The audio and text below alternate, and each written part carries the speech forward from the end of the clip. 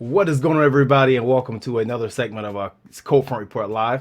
I got my guy in the house with me again, Thomas Frank Cart, as we like to call him, TFC. TFC, what's going on, my man? I'm doing all right. How you doing? I'm doing good. I'm feeling pretty good. It's a lot of things going on. We lost out in the JJ Watt sweepstakes, but that's okay. That was a bummer. That was a bummer. And to a team that no one was mentioning. Doesn't it always happen like that? Like you think you know who the threats are, and then all of a sudden you don't. Damn that John Clayton, right? He told us it was four teams, Yeah, and yeah. he was And I felt wrong. good about that list. I felt like the Bills were the best fit in that list. And then if you look at the fit, I can kind of see what he thinks there about the Cardinals, and I think he can go back to that five technique, play Mhm. kind of a traditional role. He'd have a hybrid role if he played with the Bills, which I think would have been good for him. But I guess he wanted that extra $2 to $3 million we were talking about. Remember, like we were thinking 12, 12 and a half, and he went to 15, and I'm like, well, I'm out. Sorry. Hey, that's what we said. We said 12 was a sweet spot, and then he got to 15. Well, I mean, good luck. Best of luck to him. Happy he's not in the AFC or the AFC East for that matter. But, Yeah. I mean, one thing Arizona does not have that Buffalo does have is the best training staff in the NFL, and I thought he should take that into consideration. But, oh Yeah. well, we'll keep our health and wellness to ourselves. But bigger fish to fry here in Buffalo now, as we've been reading and hearing about since I think before the Bills playoff game that the Bills were going to work on a long-term extension this offseason with quarterback Josh Allen. As most of you would think, a lot of people are like, no, don't pay him yet. Make him prove win a playoff game. Some people are like myself are saying, yeah, pay him now because if you don't, the price is gonna hike up a little bit. Yeah. And we're gonna break down what we think a Josh Allen contract extension will look like and all the factors and variables that are going to play into it because I think there's a lot of factors and variables. And I think TFC got a lot of tipping points to add to this today. But so Josh Allen, contract extension. First off the bat, do you think it's a little too early? No, because they have to pick up the fifth-year option in May, which puts him then, kind of bumps up his salary into a starting level quarterback anyway. So if you're going to be doing that, you might as well start down the road on that. And I think from their perspective, he has proven through progression and getting better, and ultimately what happened this past year, that he is a franchise quarterback. So when it comes to that, um, I said this. I said this last year to anyone that listened. Funny enough, after the Cardinals game, after he led that comeback, not playing well all game, and all of a sudden he's throwing darts downfield, a game-winning drive in the fourth quarter. I said at that point, pay him all the money. Like I am now comfortable paying Josh Allen. He has proven that he's a franchise quarterback. So, I think most people were probably ahead of me on that list, but I had so many hang-ups of quarterbacks that have pretended to be good over the years that I needed a little more proof than most people. But I'm bought into the idea that he can carry a franchise, and I think that it's appropriate. We've seen this done before with other quarterbacks. Now the question is, if you do it this early, are you right? And that's really the question. Either way, is that are the Bills right about Josh Allen? Are we right about Josh Allen that he's a franchise quarterback? Because if he is, then the money is kind of secondary to his play, and he's going to be able to make all of that worth it. And that's a good question. Is it? Are we right? Will the Bills Yeah. be right? Because when you really think about the variables, the first name that you pop up in your head is Deshaun Watson, Yep. Carson Wentz, Jared Goff. But then you also think about other side of the spectrum that you don't want to get into a contract battle like the Cowboys are having with Dak Prescott. And we're even hearing rumblings out of Baltimore that they're far apart. That's something you never want to hear as a fan when they say, "Hey, contract tension far apart." Yeah. It's not two words you don't want to hear. And I think the timing is right for Josh. I wasn't on board with saying, hey, we need to give this guy a contract extension, after this season, before the season began. But by week 8, I said, hey, you know what? I've seen enough. I think it's okay. I think I've seen enough through the work ethic. I thought I saw enough through the progression to Yeah. say, to be comfortable enough to say, you know what? Let's extend them. But what I didn't want to see with the extension was as we're going to talk about the Deshaun Watson 4 year. I don't want to see a 4 year extension. If we're going to do this, let's just do the old Brett Favre, Drew Bledsoe lifetime contract, if you want to call it that. 14 years. Can we do that? right, right. Let's just That's an let's awesome just contract, right? Yeah, well, we know those contracts like 14 years for like 40 million only, man. It's rough. It's really rough up there. But no, I'm comfortable enough with giving the contract, and obviously, I know we're going to talk about what we think the number is going to be. But before we get too far, I want to first focus on just the work ethic that Josh has had in the offseason. And if anybody knows anything about his offseason workout kind of program, he takes the first month off to vacation with his girlfriend as soon as the season ends every year. And then after that, he's out in California with Jordan Palmer all the way through the summer till training camp essentially begins. And he's working on whatever he wasn't good at in the season. I think after his rookie season, he worked on, I believe it was his intermediate throws, which obviously we know in his sophomore campaign he struggled with the deep ball. So this year he went back to the lab and he worked on the deep ball, and it helped getting Stephon Diggs. Yeah. And he put both of those together. So I'm curious to see what he's going to work on this offseason. But I mean, what do you think about his work ethic in general? I was wrong. So that was, like I've never been happier to be proven wrong about a guy because through everything I've ever seen in football, your fundamentals are your fundamentals. So like when you come into the NFL, you're basically what you're going to be. I've never seen a person take tangible leaps, not just in how they understand the game, but actually how they play it from a fundamental standpoint. And I think the work that Jordan Palmer is doing, and he always mentions that, Josh has to be incredibly athletic to basically alter his football DNA every offseason. And that's the thing I'm amazed by the most is because, all of the metrics, and most people agreed, if you just didn't, like, there are some people out there that saw the height, weight, speed, big, running quarterback. We love Josh Allen because of the potential. Well, potential's useless if you don't, like, the big arm is only useful when you can direct where it's going. And I've never seen a guy that can actually improve upon that in time until Josh Allen. So I'm so happy to be wrong about a guy like that because you're right, the work ethic, you can see the tangible results every year of what he worked in the offseason. His completion percentage, his accuracy, his advanced metrics when it comes to his actual pinpoint accuracy on anything up to 20 yards in 2019 was like light years better than his rookie year. And this past year, he added the deep ball, and having, good receivers around him is one thing, but I do think we saw enough instability with the fact that John Brown wasn't there, and he's working with a rookie, and he's under pressure for a lot of this stuff as well. And you saw some of those earmarkings of a guy who will remain calm in those situations, and just the basics things of, when the game slows down, all of that happened for him, and he was able to improve on these things that I didn't think were something you can improve on. So that being, that's it right there. Like, that's the answer. So the sky truly is the limit with Josh Allen as long as he continues to approach football this way. And I don't see money changing this guy. And, that's one of those psychology things that I'm 1,000 miles away. I don't really know. But what you get the sense of, and you see enough people in these situations, I don't really have any questions about that. It's just going to be about, how good can he be? How good can he push himself when it comes to the minutia of the position?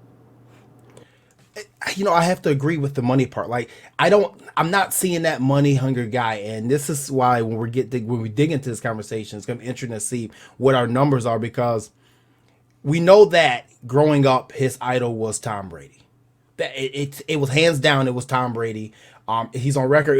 Patriot fans like to throw a jab at us every time we play him, and they show that picture with Josh in college with the Tom Brady jersey on. But I've been on record, and I've said multiple times, and I know it drives Bills fans completely up a wall, that one of the best things that may happen for us here in Buffalo is that Tom Brady is Josh Allen's idol. And we hope that he eats, sleeps, and plays and trains and goes just as hard and attacks the game as hard as Tom Brady has through his career. But one of the biggest benefactors to playing with Tom Brady, or as I should say, the Tampa Bay benefited this year, and New England benefited during his time period was the pay cuts that he chose to take. Taking $20 million deals or $20 million deals per year instead of the 28 to 30 that was set for the market. Leaving cap space behind to sign the players that he needed to retain around them or bringing new players in. And I'm not saying Josh is going to do that. I mean, Josh Allen is not married to Giselle Bundchen, Right. who's worth $500 million or so. So I'm not telling him to do that. But it would not surprise me to see this guy leave a few dollars on the table for a couple of his teammates to eat a couple more meals to make sure they're still here in town. Yeah, and I think if you look at the best quarterback of all time, so the two best quarterbacks of all time in the salary cap era, and I want to make that, that's the important Yes. caveat here, is that we're not talking about Sid Luckman. Did he play quarterback? Yes, he did. Yes. Okay, yes, good, good. We're not talking about Otto Graham. We're not talking about Fran Tarkenton. We're talking about salary cap era quarterbacks. The two greatest of all time, obviously, are Tom Brady and Peyton Manning. Tom Brady, I was just looking up some of the stats about all-time earnings. He just got to the Peyton Manning level of like all-time earnings. He's like $285 million. He's 44. Peyton Manning retired 5 years ago. He's now in the Hall of Fame, and Tom Brady is now catching up to him. And Tom Brady, like, whether it's because he took less money and he was more focused on winning, I don't know. Like, truthfully, some of those, we saw what happened when Peyton Manning left the Colts. They were a dumpster fire has to have like fuel inside of it to actually catch on fire. There was literally nothing around him. But part of that is like one season, and this is why like the number specifically, I'm not too concerned about the actual like 35, 39, 41, whatever it is. What is your percentage of the salary cap? What are you eating up in actual percentages? Because that will tell you how much is left for the rest of your team. Like, I don't know, your offensive line or a good secondary. And what are the first pieces that are pulled out in order to pay you that money? A couple years ago, I did just kind of like a rough look at all the Super Bowl winning quarterbacks from like available data all the way through current day. And I think it still holds up that no team has ever won the Super Bowl with any player, and typically that means quarterback, making more than 12% of the cap. So if you can stay around 10, maybe, I think Peyton Manning won the Super Bowl once, surprise, the one guy that did it, with the Broncos, and he was like 13% or like 12.7. So that's my threshold. Are you around that number? Because the salary cap changes every year. It goes up and it goes up and it goes up. And if you've accurately predicted what's going to happen and you have taken that as what's important to you, then I think the number is immaterial because it's always going to go up. So Tom Brady making $25 million, he's going to be 15% of the cap this year. Next year, like, they'll get an extension. He'll get that number down. They'll be able to re-sign some people. But if you're in that ballpark, you have a chance to win, because I don't believe that you can take all the money and win, and you can't prioritize both. And Tom Brady, to me, has been the ultimate example of that, because he's the greatest winner of all time. There's no question about, like, No doubt. in the salary cap era, he's the greatest winner of all time, and he's given the blueprint to everybody else. They just have to make sure that they also marry one of the most famous models in the world, which I guess Russell Wilson, he's on the right track. Like, you just, she's got to go to work. And like, what does Sierra do? I am very much out of pop culture. She's a singer. She's a dancer. You can say some modeling, some commercials. She does a little bit of everything. A little bit of everything there. A little everything. And Russell Wilson's taking more money. So, like, right. Well, you're not following the blueprint. Well, I will say this: when they got married, when Russ and Sierra got married, her bank account plussed up by marrying him. So it wasn't the other way around. That's Tom and Giselle. But you're onto something with that, and I'm glad that you say salary cap era, because that's a lot of things when people say Joe Montana was the greatest quarterback of all time, because that's the argument for people who don't want to be truthers. Okay, it's Joe Montana. He won 4, didn't lose any. Well, Joe Montana didn't play an era of free agency. You still had to go to court, and yet you're restricted, and you could be retained by your team. Hell, Bruce Smith, if people don't realize, signed with the Denver Broncos in 1989. And the Bills took 6 days to match it. He could have been a Bronco, and they matched it. So a lot of people don't know that fact. But yeah, salary cap era it's very difficult to win after you pay a quarterback. And like I think you were saying before show, you get 2 windows within that contract a lot of times to win. Yeah, and so it's interesting how a lot of these are structured, because a lot of these come off of rookie deals, right? And I think a lot of the fear about signing a young quarterback now comes from Dak Prescott. Or I'm sorry, not from Dak Prescott. Comes from Carson Wentz and comes from Jared Goff. and how they were on their rookie deals, they got extensions, and then all of a sudden you realize they weren't as good as you thought they were. And that, I think, is a very different situation because they were built in very different circumstances than what Josh Allen is going into right now. And that first window is when you're on your rookie deal, you get the extension, it hasn't kicked in yet, you get to your fifth-year option, so you're paid like a starter but not like a megastar. And then the first year of your prorated bonuses, your new salary, all of that kicks in. And that's where we are with Goff and with Wentz, is all that money kicked in, and then the teams realized we can't win because they're not any good, because we've been preparing for this and we got rid of all the good players around them. And then after that, it typically deflates, and the percentage of the cap comes down.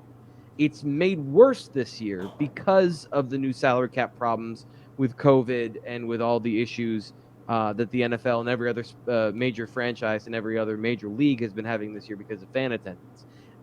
So that's that pain point. And then after that, you have a second window where the numbers kind of level out and all the bonuses are gone, and now you're kind of just on the new salaries.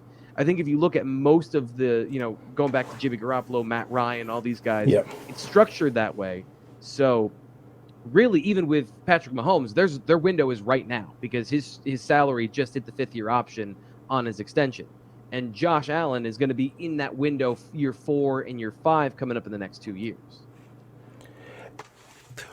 When we talk about, the Patrick Mahomes deal, obviously I know for me, when I saw that Mahomes deal go down, it gave me damn near a heart attack. Because I'm like, oh my God, if this guy Josh Allen is good, now we have to follow this. Right. And it sucked, I'm not going to lie. It sucked. And then when Deshaun Watson got his deal, and I said, great. Now we have. The deal is worse. I think that one is worse. I think so. Is there like any sort of release? It's all high money. Right, and it's for only 4 years. Yeah. Which, when you see a short-term deal like that, that means you don't have that release point, as you were saying. There is no release point. This is your hit. You're gonna have this big salary cap hit for 4 years. And the only way to get it down is by restructuring. And we've seen in New Orleans and things as such. That's not a business that you really want to get into. No. It's like taking your credit card and continuing to swipe and swipe and swipe until, you're over your limit. You don't have a job, and now you can't pay back the high limits, Yeah, and also all the furniture went back to the rental store, so you don't even have the furniture anymore. Right, right, exactly. You had to take the washer back because you didn't buy it. You put it on credit on a lease, and you don't have it anymore. Right. So it's a situation that you don't want to get into. So it's 3 parts that plays here for me. I see the Patrick Mahomes where say, hey, you showed us that you're a franchise quarterback, that you're maybe headed towards being one of the greatest ever, and we're going to give you a $500 million deal, and it's going to be long term. But then on the other hand, you have Deshaun Watson in Houston, and it says, okay, we love you, we think we're definitely our guy, but we're going to give you the leverage here, and we're only going to give you a 4-year deal, which I didn't like. But then you have a situation like Dak Prescott where things begin to get a little nasty in the press. I'm not going to play under this deal. I want 30. You're offering me $35 million. I haven't really won a playoff game, too many key playoff games, but I want 41 or 42 because Deshaun Watson has 39. And my numbers are technically maybe a little better if you want to consider that, but a lot of my numbers come in garbage time. I don't want to get into a nasty debacle like some of these situations that we're seeing playing out with Russell Wilson, the Carson Wentz trade, the Goff trade, the Dak Prescott, franchise tag. Then I'm going to come out and I'm going to be on pace for 5,000 yards, and I'm going to just absolutely shatter my ankle. And then let's not forget about the Lamar Jackson situation where we keep hearing the words far apart. I have a feeling that we're not going to have this problem with Josh Allen here in Buffalo. I think they're going to get a deal done. I think they're going to work on the parameters. I think it's going to be pretty easily accomplished, and I think both sides are going to get what they want by being fair. Yeah, and I think that the interesting part about each of those situations is there's a caveat, right? So you've got Dak Prescott, who in his career has been an above-average quarterback, but at no point has he put up the numbers or If you're into PFF, he hasn't put up an elite passing grade during his career. He has not reached the thresholds that Josh Allen did last year in only his third year. He's been very good. He's also had a great team around him. And whether it's a narrative or whether it's true, and I personally believe that it's true that he's a very good quarterback, but he's elevated by the players around him more so than he's the engine that's driving everything. And football's a team sport. So again, like you go back to the Peyton Manning thing, the greatest technical quarterback of all time, Peyton Manning, could only win 2 Super Bowls the way he did it. So if you're Dak Prescott, you're not Peyton Manning, and you're trying to go get Peyton Manning money. Like, be at the top of the market. Now, if that's what you want, that's what you want, and you have all the right to do that. With Lamar Jackson, I think it's pretty clear that they don't look at him as more than the system. So the system is built around him, but also the system is built on the running game, the offensive line. They still haven't gotten him a receiver. I mean, you're going into year 4, and they have not had a primary receiver for him to throw to. They have no wide receiver 1, no dominant guy in the passing game. They don't value the same thing, so they're not going to pay for that. Why would you pay for that? And Deshaun Watson, I think he intentionally took a 4-year deal because he didn't want to tie himself to the Texans forever. I think, we were talking a little bit about the timeline of how everything happened.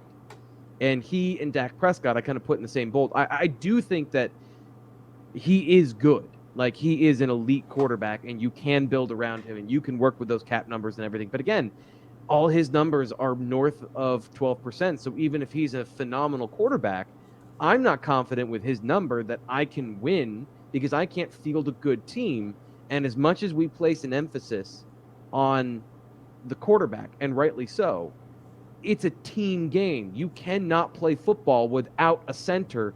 Or I was looking at, and this is a tangent here, I apologize, but I was trying to find a thread of how teams are built that win the Super Bowl. And I found this weird thing of, like, teams that are in the Super Bowl pay safeties more than anybody else. And I think it's just because they have the money to. Like, of the positions, okay, so we're going to now go play cover 1 because we want to not pay 2 safeties. We're going to not have, like, those extra pieces that make a team good.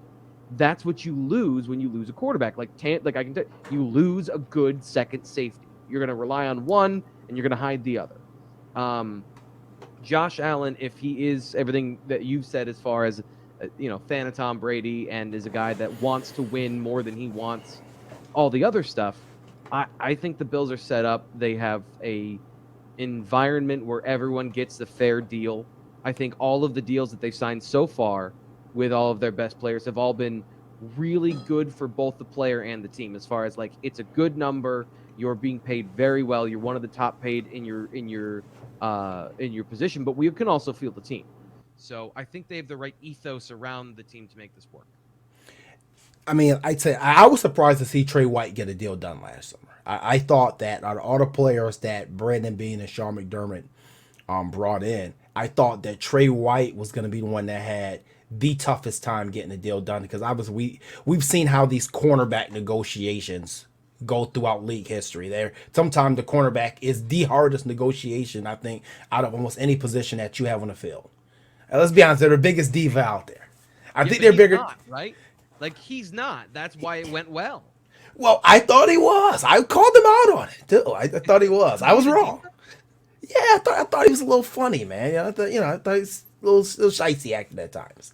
All the dancing, all the shenanigans. No, more of the being sensitive on Twitter. It was for me. Oh, okay. I'm like, oh man, don't tell me he's one of these guys. You gotta kiss his ass all the time. But please don't be one of these guys. But in the end, I thought it was a fair deal, and the fact that the deal was structured with the money declining towards the end of the deal, and the Deion Dawkins deal was structured the same exact way. What do you think that sets up for? I think that sets up for it. To me, is that your second quarterback deal? It's set up. Again, this is the same thing that the Chiefs have done with all of their deals, is like money hits at different times so that you don't have to pay everyone the same year. So on your rookie deal, you're paying your core players that deserve to be paid while your quarterback is on his rookie deal. But in the future, you want those players to surround your quarterback because you want a good team. Right. So you structure it in a way that everyone gets paid, but they get paid in a timely manner. Now it's on the players at this point to then not demand a new deal and not demand that they get more money on the back end, even though we set it up this way specifically for the team, for everybody.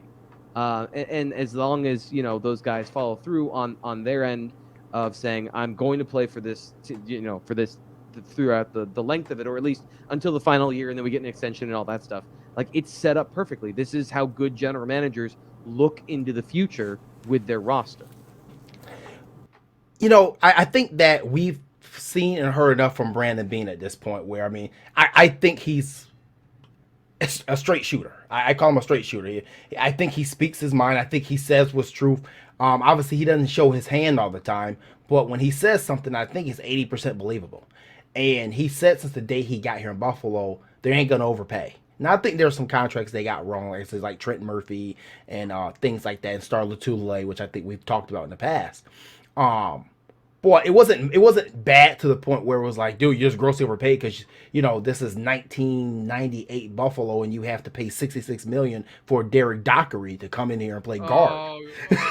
They just spent the last 10 years forgetting about that.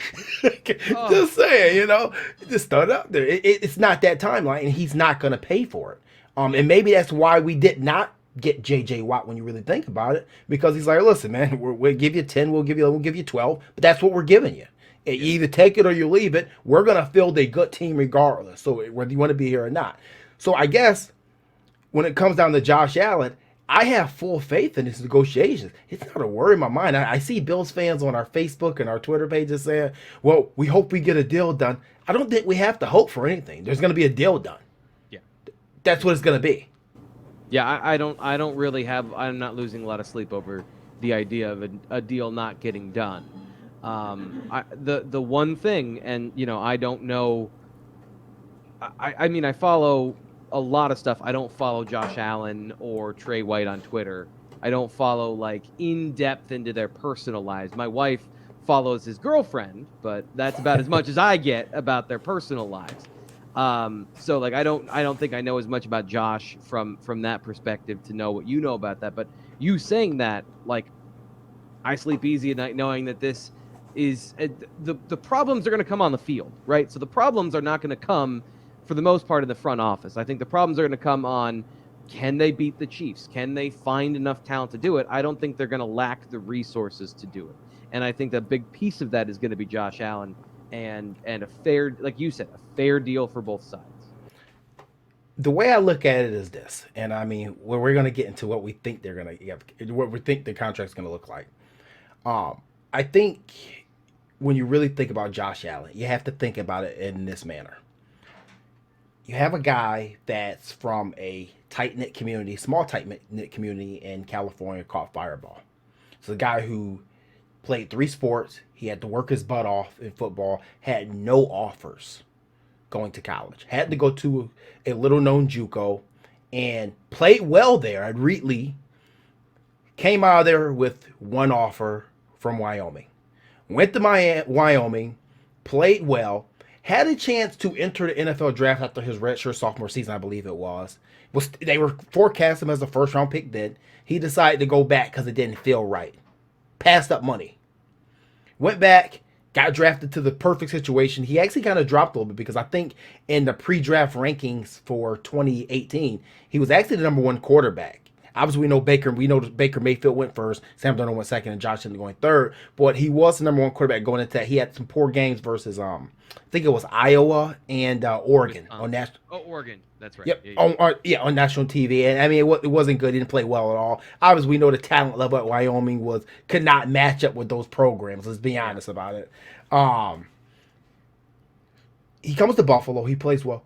I don't think this is a guy that's going to be like, I want my $450 million. I want it right now because Pat Mahomes got $500. I just don't. I don't see it. I've met Josh's parents. They're not people like that. That's not the type of people they are. I think they just want something solid, want something that's fair. And if you want to ask me what fair is, I think if you look at the structure of the Pat Mahomes deal and you bring up a good point about still having the 5th-year option still kick in. I think you're looking at an 8-year, $266 million deal, because I don't think you're going to go short term like Deshaun Watson, and I don't think you're going to go insane like Pat Mahomes either. I think you're going to find a fine median. Josh says he wants to be here, so hell, we're going to make sure he's here for a long time, and he's paid. Yeah, yeah. So I'd agree on that. I think 6-year extension, 6 to 8 years is probably 8 is long to me. Right. And the reason I'd say it's long is because when you get into those numbers, they are basically figments of the imagination. Because, and this is why it's important to me, is like there's a couple things coming up this year that I think will affect this. And Brandon Beane said that this isn't going to be done at, they'll get to it in the summer, basically. And that's when they've done a lot of their contract extension work with guys on the roster who already have deals. It comes in the summer. That's part of their plan. That's part of what they do. I also think that it's important to know what the season is going to be like from an attendance standpoint as you get closer, because that'll give you more confidence for what the salary cap is going to be in 22. And that'll give you more confidence to know what the salary cap is going to be like in 23. And like the farther we get away from this, the more confidence you have. The other thing that happened, I think it was last week, is Disney and the NFL came to an agreement that they would allow Disney to have the Super Bowl back on ABC. So ESPN, I think, is paying like $2 billion a year for the NFL. And if they are paying that, and now they're getting the Super Bowl, they're paying more. So that means that the salary cap, which is based on TV deals, that's going up. So I don't know if that affects this cap, but it will affect the next ones. And that means that, the tide raises all ships. Everyone can get more money. I think when those numbers are squared away, that's when we'll see Josh Allen's deal, because all the variables will have, or as many variables as possible, will have kind of been decided at that point. And baseball season, to me, I'm not a huge baseball fan, but I'm going to be watching a lot of baseball this year to see how people feel going to games, because I think that's going to inform how people go to games in the fall. The longer things go and the longer people are confident and the longer they feel safe in crowds, I think the NFL has been above anybody else. They've gotten through the pandemic better because of the timing of everything. They obviously lost the year when it comes to attendance, but they were able to get a plan to get all their games on, like all of them, even the ones on Wednesday. This time around, I think they're going to be able to have, my projection is 75% to 90% attendance. Like at a certain point, when you get above 75%, you're just going to 100, right? Yeah. I think we'll have north of 75% attendance next year, which means the Josh Allen deal will be done this summer, to me. Like that's what it means, because you're going to have confidence in the knowledge of what's coming down the road. You don't want to give one of the biggest mistakes is, some of these deals that were done this year, they were done not knowing any of this information. So you don't know, like you're now not considering the salary cap. You're not considering the rest of your roster. You're just signing your quarterback in a vacuum. And I think that's a mistake too. You bring up a good point as far as, watching other sports. It's interesting to see how other sports have all kind of attacked this pandemic with their salary cap. Obviously, we know hockey, compared to the other professional sports, you get paid peanuts. Like we said earlier, you can get a loan. Yeah. That's not Yeah. good. Like that, No. if you're not printing money as a professional sports organization, that's a problem. Like the rest of them are just printing money, I'm fairly certain. Right. Baseball, obviously, you don't even have a salary cap in baseball, which I think is a huge mistake. It wouldn't surprise me if you have another season without fans in attendance, that some of these smaller teams that payroll are already tiny compared to the Yankees and Red Sox don't completely fold. But the NBA's take was very interesting. I was reading something about the NBA, and they were exploring the of adding one more team, expansion team to the league. And they said if they added one expansion team to the league, it would make up for every single dollar that they lost during the pandemic season. Yeah. So the NFL, I thought, did a very good job. And obviously, every stadium was not completely empty all season. Mm-hmm. Fortunately, Buffalo was up until the playoffs. And we both know there was no way you were keeping Bills Mafia out of the stadium. So you might well just dealt with it and let them in, or you were going to have a bigger problem. you needed 8 paddy wagons to start hauling people out of there. You know, but you know, it's going to be interesting to see what they do with Josh's contract. And you know, if we have learned about Brandon Bean, he does not negotiate contracts during the season. He said that from day one he got here, and he sticks to that. Deion Dawkins and Trey White both got done during training camp last year, and I think that at that time period will be the same point you'll see Josh Allen get his extension. Now the reason I said 8 years is, for me, the extension in my head is really 6 years. But you got this year, which is his 4th year, then I'm including the 5th year, and then the extension is actually 6 on paper. It's 6, but I'm saying the deal is technically 8 years for the life of it. So it's 8 more years. It's just you already had the other 2 built in, and that's kind of the same thing with the Patrick Mahomes deal. Is like it's a 10-year contract, sort of, and the way it's structured too is super interesting because he has no like guaranteed money after a certain point. He has to make the team. Now the guarantee comes in the fact that like the money's guaranteed 2 years in advance. So like in 20, so what's the league year? Is the 15th? Yeah, it's like the 15th this year, 15th or 17th, something like that. So on the 18th, his contract is guaranteed into 2023, and then next year it's guaranteed into 2026. So it's like every 2 years in advance that money's guaranteed, and it is a lot of money. But if something terrible happens, we were all wrong about Patrick Mahomes, and he pulls a Carson Wentz. Like, let's just make up a fantasy excuse. like something happens and he has to shave his hair and he loses the shampoo deal and his whole life falls apart, and you know, ridiculous stuff. It's 2 years of pain and then they're out of it. So like even a 10-year deal isn't really a 10-year deal. You've got things built into it that make it really, really hard for you to cut Patrick Mahomes. But if you had to, you would have to eat it for 2 years, but then that's it.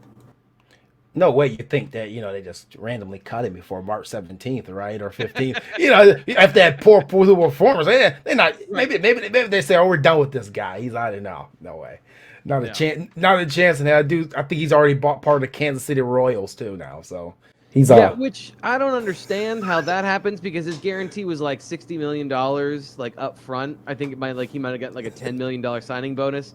And they must have just like given him a part of a team, like an ambassador, because you need billions of dollars to buy part of a team, and he has half of $1 billion. You're good. You're good. You're good for it. We IOU. That's right. Yeah, we know you. You're good for it. You know, jeez. It's funny. Maybe Josh Allen can buy the Bisons. Yeah, I was gonna say something about hockey, but maybe that get too many people mad. I also don't follow hockey, and I only follow football. So you won't be getting any hot takes about any other team for me. Yeah, the only hot take you're gonna get about the Sabres is that people, you know, and this is one thing I don't get about the hockey fans. The Pagulas are such horrible owners that sell the team, but the Bills are good. Yeah, they can't be horrible. He can't be horrible at one. I'm pretty sure they run both teams the same, and you kind of stay out of the Sabres business. They've been trying to hire the right people. You got to trade Jack Eichel. Sorry, Sabres fan. I know you're going to be pissed, but you got to trade Jack Eichel if you want to start over. The way it has to be. It is what it is. Got to get your real leader like Josh Allen here. But no. So what are you projecting for Josh Allen contract? What do you think that's something it may look like? So I think, and I don't know the total number. Like I haven't really sat down and added up all of somebody, you know, of Josh's money. I think he will. I don't think it'll be $40 million a year. I think you're right about that because another thing is comparing him to Patrick Mahomes, which a lot of people want to do this year, including myself. Like the obvious comparisons in their game are there as far as the way they operate. But to be realistic, in his 4 years in the league, he didn't play for one, and then Patrick Mahomes went to 3 AFC Championship games and won a Super Bowl, and made another Super Bowl. So like the bar is set very high to get a deal like what Patrick Mahomes got. So I'd be looking not more than Deshaun Watson, probably about that. Just like Tre'Davious White didn't get more than Jalen Ramsey, he didn't reset the market in some historic way. He got top cornerback money, but he didn't, you know, it wasn't insane. I'd say probably in the $38 million a year would probably be what I would think. and 6 years. I'm bad at math, so however you want to do that. You know what? If you do the math, that I said the 266 over 8, and that's including the fourth year, and then the fifth year. And I believe, if I'm not mistaken, I could be wrong, that you can put more money into the fifth year if you want to for bonus money, because I think that's what the Chiefs did for his fifth year option. I believe they put more bonus money in, and I think he's getting like 21 million for bonus money for his fifth year. If you divide the 266 by just the 7 years, including the fifth year, that's 38 million. That's right. That's right where I'm at. You nailed it. Yeah, I said, less than Watson. I think Dak Prescott in Dallas, I think what's going to happen there. I think Dallas going to end up giving in. Jerry Jones always gives in. He's been giving in for years. Yeah. I think he's going to get that 41, 42. I don't think he's going to affect Josh at all. I don't know what's going to happen in Baltimore, but to me, no matter what happens with these other quarterbacks around the league, I don't think it's going to matter or it's going to affect Allen's negotiations at all. I think that Brandon Bean, and Pagulas have parameters set in their mind of what they want, and I'm pretty sure that they've, kind of told Allen's representatives what they're thinking about, and I think they'll be fine with it. If you really want to go back and look at the Travis White deal too, there's one interesting point before we get off air here, is he knew Jalen Ramsey was going to be signing his deal in the near future, and he still signed a contract before Ramsey signed his, when you knew Ramsey was going to set the market. It didn't matter. So I think we have a similar situation here. Yeah, no, I know it doesn't make interesting radio, but I completely agree with you. I think that's exactly right. And by the way, what would you do with Dak at this point? What would you do if you're in that situation with that quarterback? After seeing how that team looked when he was not in there, you couldn't even run the football anymore. I think you put yourself in a position where you don't have a choice but to pay him. And I'm not saying he's that guy. I'm not even saying that he's going to lead that team to Super Bowl or even a playoff victory, even an NFC East championship, to be honest with you. But I think he has other leverage now. Yeah. Yeah, by the way, don't pick a running back in the first round and don't pay them. Especially $90 million. That's the problem. That is the problem. That's the problem. Like, I did we talk about this before on the last podcast? When's the last running back deal that worked out? What's the last running back deal that was like, you know what? That guy performed for the entire deal and he was great and worth every penny. I don't remember the last one that was like, you know what? That one worked out great. That's the reason you pay running backs. I can't think of one. Honestly, off the top of my head, the only one I can think of that even came close may have been Priest Holmes with Kansas City. Yeah. Other than that, no. The one that came to mind, and it was a disaster at the end, was Adrian Peterson. Yeah. Because he was highly productive up until the last 2 years, and he had a gigantic cap number, and he was still AP, but they were terrible as a team. And even Christian McCaffrey. Here's the thing: Christian McCaffrey, I'm fine paying that deal to Christian McCaffrey because you're not paying anybody else. You haven't even gotten your quarterback yet. We don't know who their quarterback's going to be. We don't know if he's going to be any good. So you need to have somebody on your team. And literally, that's the example of pay your running back. It's not like they drafted their whole defense is first and second year players, so they have to pay somebody. There's a floor. And if you're going to pay a guy that everybody likes, and he's a great worker, and he is the most valuable running back in the NFL. Now, I'm not saying best. He does the most valuable things. Correct. Sure. But you're still a bad team. It doesn't change the equation of good or bad of your team. Right. And, there you go. That's when you pay a running back. And then he got hurt this year, and it didn't matter. We didn't get to see him perform. And like I said, obviously we don't go too far off topic, but this is why it baffles me when Bills fans are like, yeah, go out there and sign Aaron Jones, or go out there and sign Chris Carson. Why? Also, you're building a committee in the backfield. So if you get Chris Carson, you're getting rid of one of the other two guys. And I did a whole article for the site about those two guys are the same guy. And now you want to go get a lead back. Even if you draft Travis Etienne in the first round, if that's your idea of we're going to complete the offense, he's a lead back. He's a guy that can play every single down, and you're going to play him. You're going to give him the ball 10 times in the running game. What good is that? You have other positions of need that are critical. And there are people that still think I'm going to get my, first round running back. I'm going to get my, Zeke Elliott. I'm going to get my Saquon Barkley. It's like that is so far from what this team does, first off. And secondly, what they need.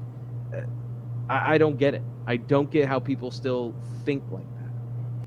Pay your quarterback. Don't allocate too much money to your running back position. And reallocate that money somewhere else.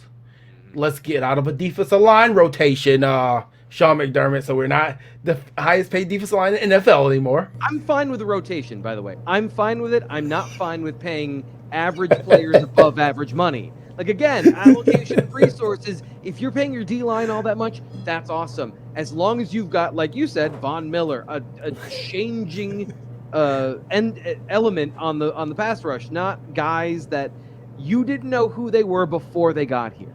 That's not going to work. But, hey, man, I think that we went through everything scenario that we went for Josh, all the variables, all the outside factors. We've even broke down his psychology and what he's thinking tonight. I don't think there's nothing else. I mean, you got anything to add on this? I hope that he drinks a lot of water and that he stays pliable. I don't know. Like, if he's going to go all Tom Brady, like, just go all the way in. That's it. I mean, what we would call it? JA-17? Like TV12? JA-17? Is that the new brand taking over? We should put that as the new stadium name. JA-17. How about J17? I like that. Yeah. We can't put that on there. We're gonna have to copyright that. Then give the idea. Before he gets to it. That's how you and I are gonna get part of that extension. Right. Well, that's how we get our money, man. Yeah. But hey, it's always a great time with my guy Thomas Frank Carr here. If you guys are not following him, Thomas, as we always do, drop where they can find you. Drop what things you got coming on, and what new things you may have be coming up at here at CFR. So I'm at Thomas Frank Carr on Twitter. That's where I do most of my stuff. So I'm deep into the draft stuff right now. So we're breaking down defensive linemen this week. So I'll be looking at some film there, and I'll be posting some cool highlights on Twitter over the next couple of days. So that's really what the next thing is the CFR draft show, which will be coming up on Thursday. And then I got a couple things kicking around in my head. You obviously have sparked a lot of ideas, so I'll probably get to work on those this week. Yeah, it's always great because it's like then the content that comes from this is going to be for the rest of the week. It's perfect. I'm just tricking these guys and putting in the work out here. That's all. No, but as always, man, I thanks for joining me at night, and we gotta do it again. We still gotta talk about Star Latulippe. We gotta do that. We gotta talk about different things. You're gonna see Thomas Frank Carr a lot with me. I like talking to this guy. I'm learning. I love this guy, man. Well, thanks. I appreciate that. Yeah. I love coming on here and talking with somebody who, gets it too. So it's really fun that like you have certain conversations, that you have with friends, and it's like, yeah, he's good. That's awesome. And then like I get to come and talk to you. I'm like, so here's how the cap breaks down in 2025. And if we can make sure that Disney is still pushing out Netflix subscriptions and, like it all is about football. Like all of life is about football, and we're all going to put it here, and it's going to be perfect. And by no means was that an endorsement for you to go buy stock in Disney. Do not sue us. So we're not saying that Disney's a booming business or Netflix. We've seen some crazy things with the stock market the last couple months. There's no endorsement. We are not stock experts. But hey, always a pleasure, Thomas. We'll be back for the next segment. Stay tuned. Got a lot of draft stuff coming out too, so make sure you guys are watching everything these guys are doing on coldfrontreport.com. And Thomas has some great breakdown videos too coming out. So, hey, as always, thanks for tuning in. And this is the Cold Front Report Live. Catch you later.